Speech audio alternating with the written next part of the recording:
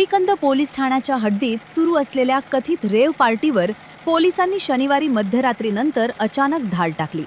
या ठिकाणी 100 पेक्षा अधिक तरुणी सहभागी असल्याचे आढळून आले। राज्य उत्पादन शुल्क विभागाकडून आयोजकांनी रात्री 11 वाजेपर्यंत परवानगी घेतली होती। मात्र परवानगीची मुदत संपल्यानंतरही पार्टी सुरू असल्याचे तपासात समोर आले। तसेच 21 वर्षाखालील काही मुला-मुलींचाही सहभाग आढळून आलाय।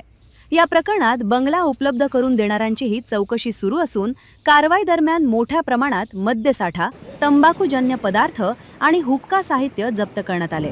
पोलिसांनी विविध कलमान्वये गुन्हा दाखल केला असून पुढील तपास सुरू आहे। लोणीकंद पोलीस स्टेशनच्या हद्दीमध्ये तुळापूर परिसरामध्ये इथं एक मध्यरात्री एक पार्टी सुरू आहे आणि ती परमिशन शिवाय आहे, अवैध पद्धतीने आहे अशी माहिती पोलिसांना मिळाली होती। त्याच्यावरून या ठिकाणी कारवाई करण्यात आलेली आहे। इथे अशा पद्धतीच्या कारवाईच्या दरम्यान परिस्थिती होती की 100हून अधिक मुलं मुली आणि इथले सगळे ऑर्गनायझर्स या ठिकाणी होते। त्यांच्याकडे त्यांनी कुठली परवानगी वगैरे घेतली आहे का ह्याची पडताळणी केली असता असं लक्षात आलंय की एक्साईजची त्यांनी दिनांक 6 रोजी 1 वाजल्यापासून ते रात्री 11:30 वाजेपर्यंतची परवानगी त्यांच्याकडे होती, परंतु ती परवानगी संपल्यानंतर देखील त्यांनी या ठिकाणी दारूची पार्टी ही कंटिन्यू केलेली आहे। त्याच्यामध्ये काही इसम हे वयवर्ष 21च्या आतले असण्याची संभावना वाटते। आम्ही त्याची तपासणी करून घेत आहोत आणि या प्रकरणी हा व्हेन्यू ज्यांनी उपलब्ध करून दिलेला आहे त्याच्यात काय रोल आहे, त्यांनी अशा रीतीने 11:30 पर्यंतची परवानगी असताना पुढे ही चालू आहे पार्टी ह्याची त्यांना कल्पना असतानाही त्यांनी ती सुरू ठेवली आहे का ह्याची पडताळणी सुरू आहे।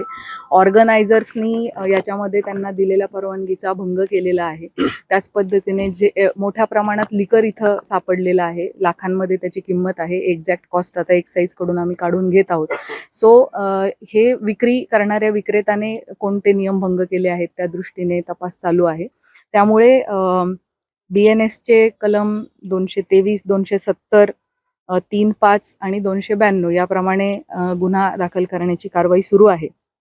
त्याच पद्धतीने महाराष्ट्र प्रोहिबिशन ऍक्टचे देखील अनेक गोष्टींचं उल्लंघन झाल्यामुळे आपली प्रोहिबिशन ऍक्ट प्रमाणे कारवाई चालू आहे। महाराष्ट्र पोलीस ऍक्ट प्रमाणे 33 रेड विथ 131 प्रमाणे गुन्हा दाखल होत आहे। तंबाखूजन्य पदार्थ यामध्ये सापडलेले आहेत आणि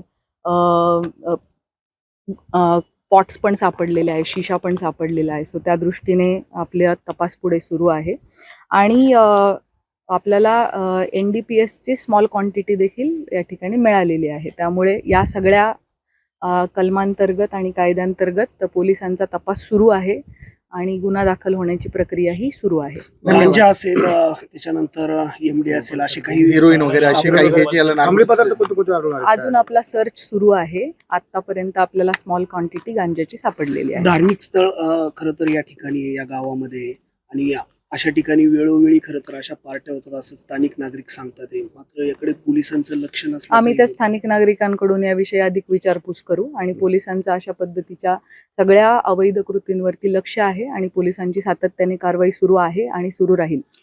तरुणी किती होते याच्यामध्ये सहभागी आणि आयोजकाला ताब्यात घेतलंय का, आणि त्याचबरोबर हा बंगला कुणाचा होता, त्यांच्यावर काही गुन्हा दाखल करण्यात येणार आहे?